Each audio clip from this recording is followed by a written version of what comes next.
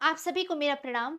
मैं मानसी सिंह अपने इस चैनल विराट विजन जीके पर आप सभी लोगों का स्वागत करती हूँ। तो जैसा कि हम रोज कुछ करंट टॉपिक से कुछ करंट न्यूज से रूबरू होते हैं, वाकिफ होते हैं, तो आज की जो करंट न्यूज है वो बिल्कुल भी अच्छी नहीं है। और न्यूज ये है कि अब तक की मेरे जानने में भारत के सबसे महान कृषि वैज्ञानिक MS स्वामीनाथन जी का नाम आप सभी ने सुना होगा।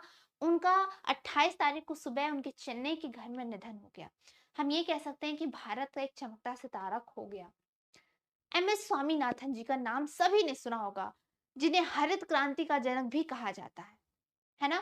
तो आज हम लोग थोड़ा जानते हैं MS स्वामीनाथन जी के बारे में, हरित क्रांति क्या है उसके बारे में, ठीक है? उसके बारे में थोड़ा डिटेल में हम लोग पढ़ते हैं।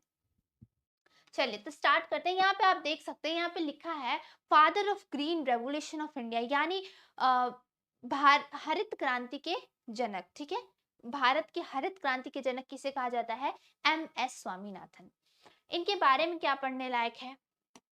सबसे पहले तो इनका पूरा नाम क्या था? इनका फुल नेम था मंकोम्बो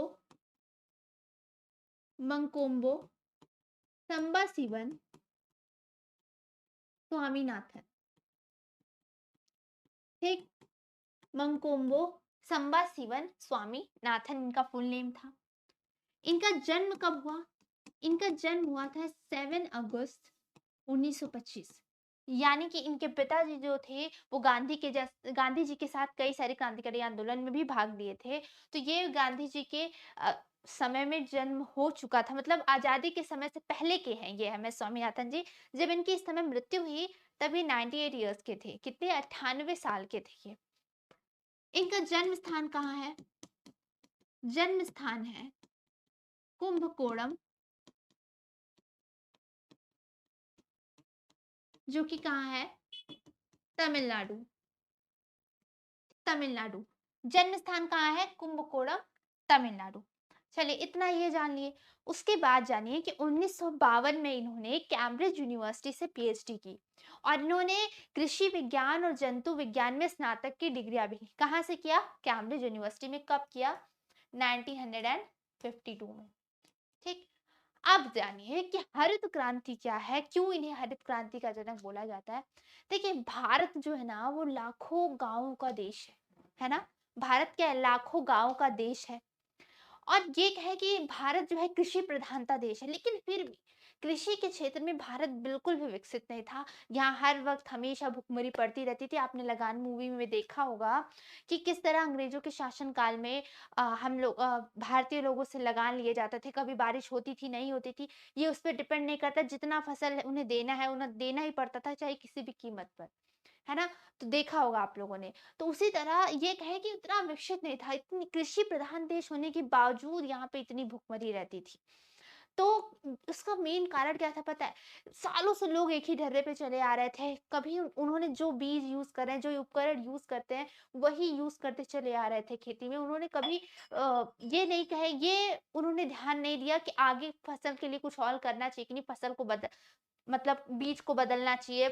फसल के बारे में, खेती के बारे में ज़्यादा कुछ किसी ने सोचा नहीं। MS स्वामीनाथन जी वो पहले इंसान थे जिन्होंने इस बारे में सोचा।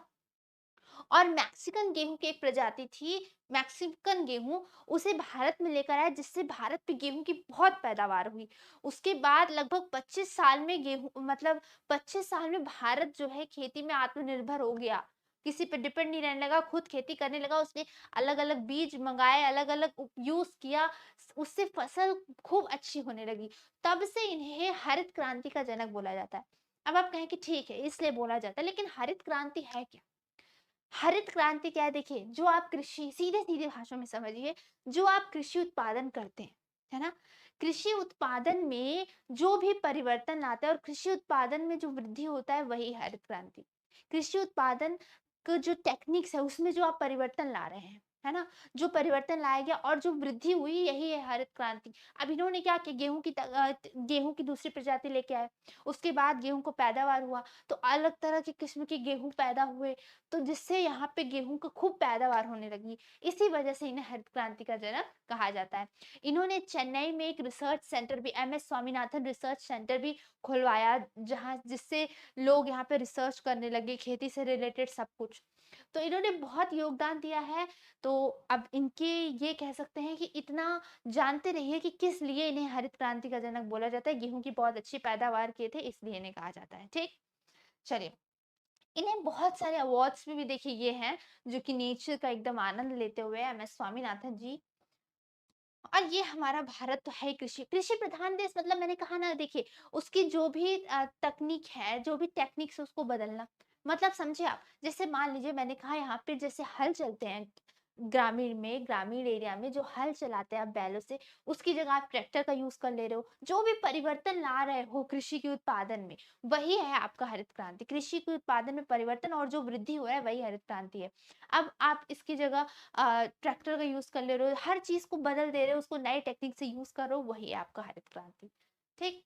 तो इनको इस चीज में कई सारे अवार्ड्स भी मिले हैं, तो अवार्ड्स हमारे लिए ज्यादा जानना जरूरी है। ठीक? चलिए अवार्ड्स को जानते हैं।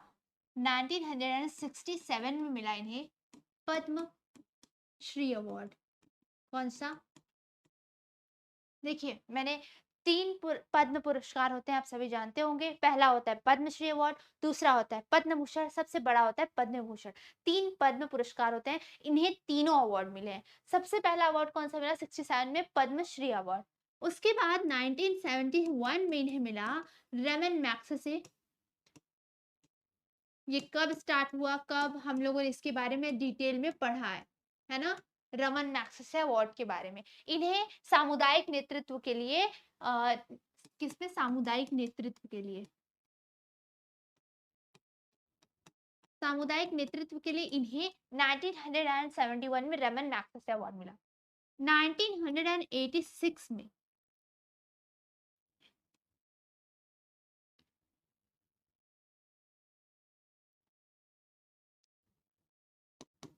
1986 में इन्हें विश्व खाद्य पुरस्कार मिला। कौन सा? विश्व खाद्य पुरस्कार अवार्ड मिला। इनके अवार्ड्स जानना बहुत जरूरी है। कौन कौन, मतलब ये करिए कि अब हमारे हरित क्रांति के जनक थे, तो हो सकता है करंट में आपसे इनसे क्वेश्चंस बने। ठीक? तो 67 में पद्मश्री पाया इन्होंने, 71 में रमन मैग्सेसे, 86 में विश्व खाद्य पुरस्कार। 1987 में इन्हें मिला Albert Einstein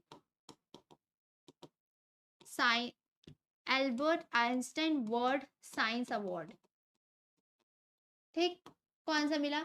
Albert Einstein world science award इन्हें मिला 1987 में। 1900 अच्छा एक चीज देखिए छूट गया यहाँ पे, ये 61 में इन्हें पद्मश्री अवार्ड मिला, यहाँ पे 71 में, ये 72 में इन्हें पद्म भूषण मिला। कौन सा? पद्म भूषण अवार्ड मिला। उसके बाद यहाँ 1989 में इन्हें पद्म विभूषण मिला।